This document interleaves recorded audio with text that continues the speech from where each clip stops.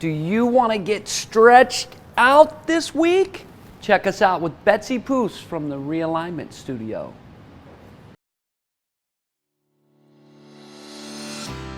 Welcome to People, Passion, and Power with Jason Martin. Our guest today is Betsy Poos, a longtime friend of mine and very, very flexible. That's the extent of my flex right there. And today we're going to talk a little bit about how you pursued your passion in life, and you have owned multiple yoga studios.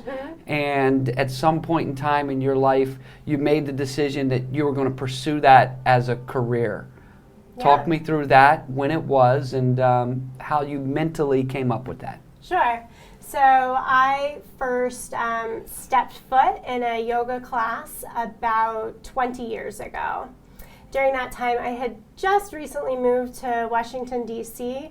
I was living on Capitol Hill. I still live on Capitol Hill today, and working in politics. I loved what I did in my day-to-day and needed also a little outlet for movement, for physical health and wellness, and absolutely for mental stress release. And as I went forward in yoga classes, I just was like, hey, I think I really want to do this a little bit more, and I want to share the gifts of yoga with others. And so I transitioned into teaching yoga, and I sort of did both things.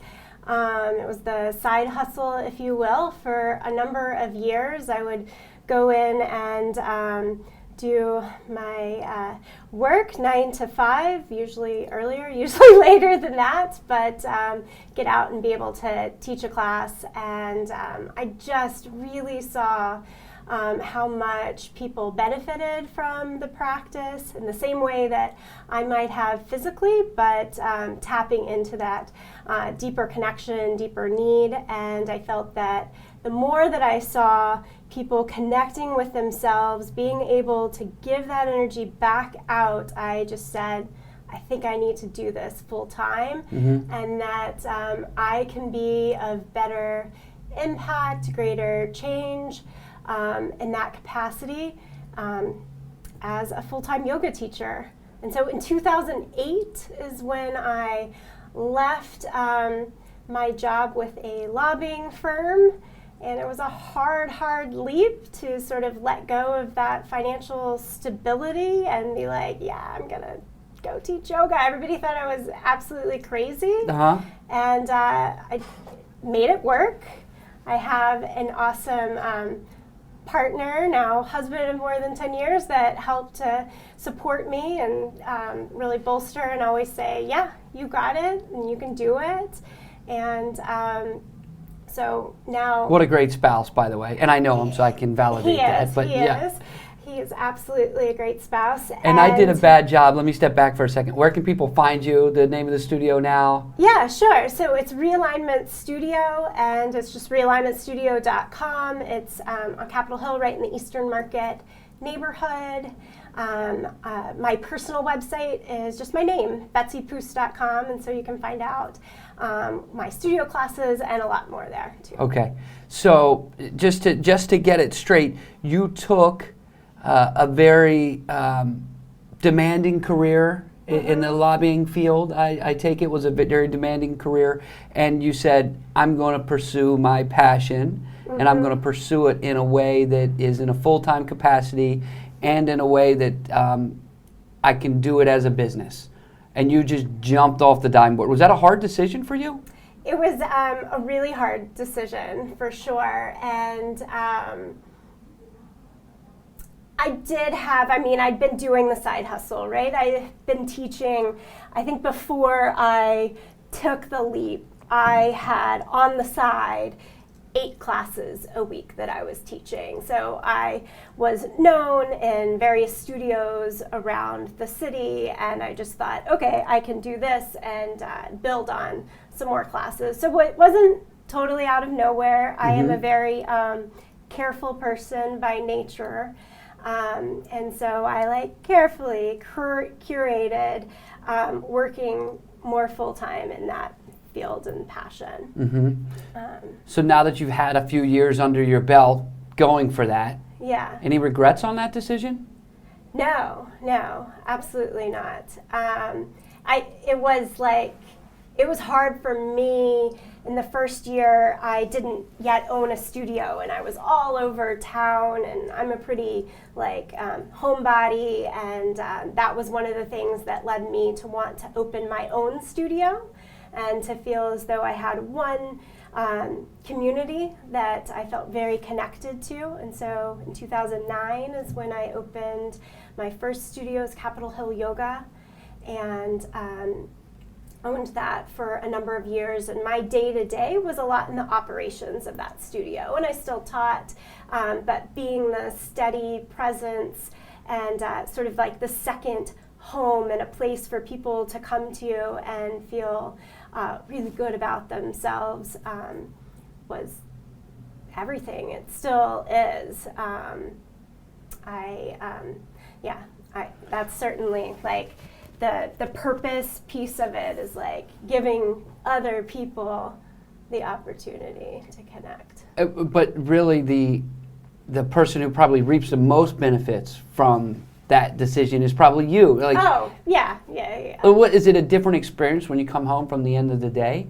Like you go, man, I feel like I'm super energized at the end of the day because you're actually doing what you wanted to do. And I don't know if you did or didn't want to be in the lobbying industry prior, but to be able to pursue something in the way that you did, I would imagine it has an impact on your life that is probably pretty dramatic, if I had to take a guess. Yeah, I would say that I never disliked what I was doing prior, but being able to fully step into a field and a profession that, most days feels absolutely positive and productive. It makes me certainly a better, more present mom and spouse, a better neighbor, in all aspects of my life. It touches back when you're happy with what you're doing in your work life. I love that. I love that so much. One of the things my wife and I are talking through with our children is we're being upfront with them and saying, look, you don't have to go to college or you don't have to take the path that people tell you to take. We just want you to take your own unique path in life and see where that takes you and pursue that avenue, the happiness component of it. And that's what you did. Most people can't actually do that. Yeah. Why is that, do you think? That's so tough, right? It's amazing that, that's the way we're raising your children, and I hope it's the way that I'm raising my daughters as well, to say, I want to make sure that you are happy, and I want you to pursue things that give you a sense of joy, and you can push kindness back out to others. And yet probably I was bolstered by my parents, but there's this sense of like you have to pursue a deeper education, and like how many kids have a passion for music and are told at younger ages, well, how are you ever going to make money doing that? And so they choose something else, and it's something that they're less curious about, that they're less passionate about, and it makes it all the harder from day to day to plug in. When you switch gears like that and you go into that, there's the business component of it too, right? So that's a skill set you had prior or didn't really have going into Capitol Hill Yoga? Yeah. It was not a skill set that I had in terms of like, I've taken accounting and business and marketing classes in college. No, I hadn't. But I am a very common sense person. I love structure. I love routines. I love numbers. And so the business side was something that I enjoyed and latched on to, and have continued to enjoy. To me, the things that I get to do, and it's part of this like, hey, how can I affect the happiness and change back out? today I ran my payroll for my teachers, and I still physically cut the checks to them, and that just gives me like an enormous sense of happiness that here is an exchange that I know is going to continue to make your life better. And so, every little stage of business, like, I like to do. You like it? Yeah. There's a lot of yoga teachers that might not like those things. And I have talked to a number of teachers over the years that have thought about opening a studio and what it means and what's the day-to-day really. And I have to step back and say, I know you love teaching, I know you love what you do, but this business part is very different. And so, like, is it still going to match? Yeah, that's one of my fears for people, and I'm like you want everybody to be happy, right? So wanting everybody to be happy and pursue whatever they want to in life, but really doing their own due diligence to come up with like, hey, that part you just touched on right there, like maybe you're only teaching 30% of the time and the business aspect of it is 70% of the time. And I imagine you get approached quite a bit from people going, oh, I want to open my own studio, or how did you do it? You're in those conversations a lot, aren't you? Yeah. I definitely am, and I never tell people not to pursue that passion, and if it really is something that they want to do. But I also try to just be really realistic about what it all means. And you got a little bit lucky because you ended up liking the business side of it, so there's a little luck component to it with it. For sure. What has it opened up for you? Like, what have you learned about yourself from making the leap into your passion? I have learned that, it seems repetitive, but it's as simple as that we can all carve our own way. And that, not everybody is meant to maybe sit at a 9-to-5 job. And when you're brave enough to sort of take that leap off and do something different, that it might be harder for a while, but I think it's worth it in the end, and it makes me more energized to wake up on a day-to-day basis. Yeah. We're in Washington, D.C. I could look back and say, what if I hadn't have made that leap? And at the time that I did, in the field of business that I was in, like watching the more and more partisan nature of this city, of our nation, is really tough for me. And I probably couldn't have been happy day by day, but you wait a couple more years, and it just gets harder to take that. To make the jump. Yeah. When you were kind of going through the decision-making process in your mind, how did you think through, and I'm sure you did, what if this doesn't work? What type of self-conversation were you having whether or not the business did or didn't work? Yeah. Honestly, I still have that conversation all the time with myself. Wrong answer. You still think things could still change. I try not to, but there's always like, how do we continue to evolve and look at this? And I just have to have a good sense of confidence in myself that this is the thing that's working right now and is giving me success and happiness, and that I have other things that are great value and that I can also pursue differently. And you're still in day-to-day, you're in the studio. If people want to take a class with you, that's a possibility? Yeah, so I teach about 5 classes a week. In the studio right now. I also do some corporate yoga instruction. So if anybody out there wants to bring me into your workplace and provide a yoga class right there at your space for yourself and your colleagues, reach out. So yoga, I'm a little bit curious about yoga. We'll dive into the to the stretching aspect of it, for no lack of a better way to put it feels like yoga to me, and this is just an outsider looking in, has been around for a long time, no secret. It started to really gain momentum when? Like, it feels like it's picked up in popularity and hasn't been a fad. Oh, yeah. I mean, there's no, like, is yoga going to go away? Like, absolutely not. But it is a completely different scene in our very recent history. Since I started to practice yoga in 1999 in Washington, D.C., there were a handful of independently operating yoga studios in the whole city. And you kind of had to seek it out. You could find a yoga-ish class in your gym or something a little bit, but you had to kind of go a little bit looking.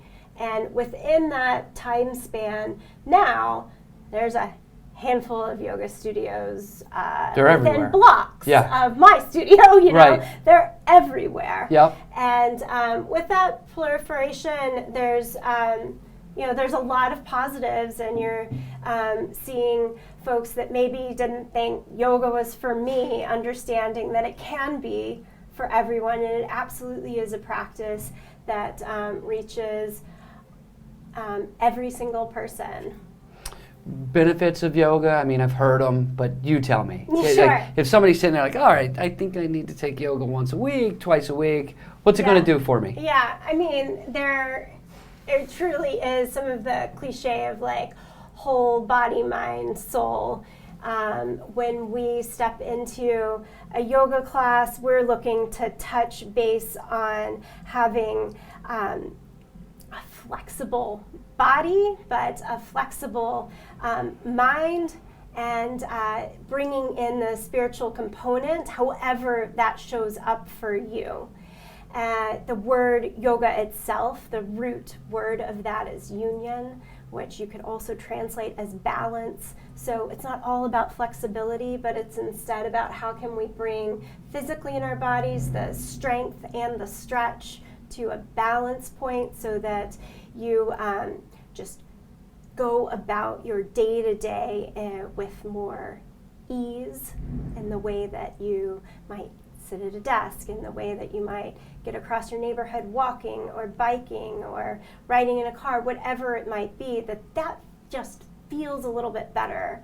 And when you physically feel a little bit better, how much easier is it to then also take care of your mental health, to take care of your spiritual well-being? And so it is a whole integrated practice. Nice. We talk about, in my house, we try and think through like who can reap the benefits of you being,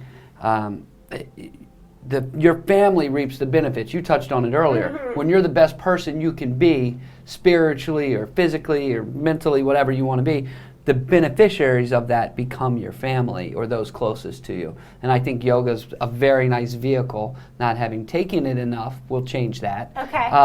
But the concept of being the best version of yourself so that others can reap that benefit is true to form, isn't it? Yeah, absolutely. My oldest daughter, Stella, is now 9 years old. When she was born, I really had a tough time, and I was depressed. And I let go of my practice on a day-by-day basis. For a while, it just felt too hard. And I was still in the studio and teaching, and it was a struggle for me. And then, I was able to make my way through that and to get back to my regular practice. I don't just do yoga, if you will. I'm a runner, I'm a dancer, and overall I just love moving my body. And so getting back into a practice, training for and running a marathon when she was about 3 years old, certainly she, even as a 3-year-old, and definitely my husband saw like, oh, you're back, this is good, and back maybe isn't the right thing, but like... No, maybe it is back. But they like Got realize, And I realized how important it truly was to me. And I've shown up as in all of those ways that we talked about earlier, like with so much more ease since then. And you're probably an inspiration, just as you look at people. So I got 2 questions in closing. If someone out there right now is thinking about starting a yoga studio, I mean, obviously they'd be a competitor, but forget that for a second. If someone's out there thinking about starting one, advice? Yeah, I mean, I think it goes back to like checking in.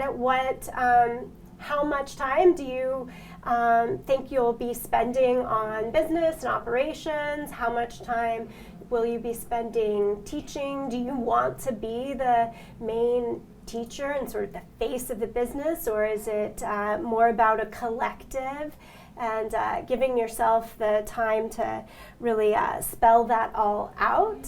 If you're looking to open a yoga studio in Washington, D.C., you got to be good on your numbers, and rent is not cheap. Yeah, it definitely isn't. Any stretch of the imagination, and running an independent service business, like forget about yoga, running an independent service business in which you are receiving, pay per head or whatever it might be, like you've got to look at your business models and what it's going to take to cut even and hopefully make a little bit of profit. Yeah, there's always more to it than what it seems, yeah. Right?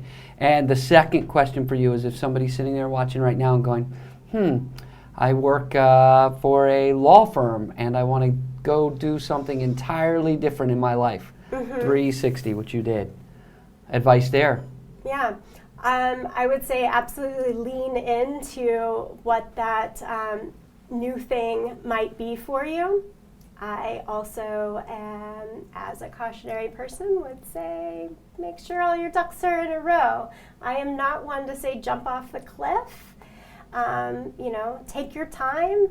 We all hopefully have pretty long lives. I just was reading something today about powerful women who changed their career towards their passion in their mid-40s.